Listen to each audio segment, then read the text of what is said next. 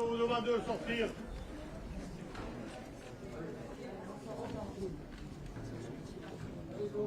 Allez, s'il vous plaît, s'il vous plaît. Maintenant c'est bon, s'il vous plaît.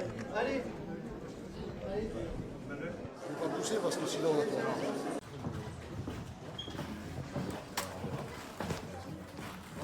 Un jour, il y a quelques semaines, il m'a dit écoutez maître, il faut que je vous dise la vérité, c'est moi. C'est moi qui suis à l'origine de la disparition de ma femme. L'explication qu'il donne est la suivante.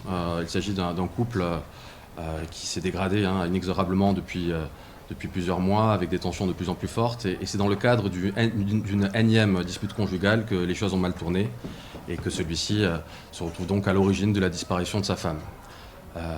Tétanisé, quand il a repris ses esprits et qu'il a réalisé son geste, quand il a réalisé ce qu'il avait fait, il a tout de suite pensé à ses enfants. Il n'a pas voulu leur infliger ce regard terrible, cette vision de ce corps inanimé de leur mère. Et donc il s'est dit, il ne faut pas qu'ils ne voient ça, donc je dois déplacer le corps.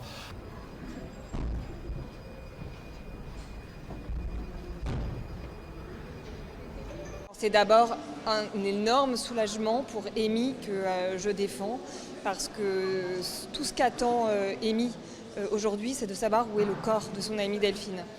Les aveux de Cédric Jubilard, on n'en a pas besoin pour établir sa culpabilité.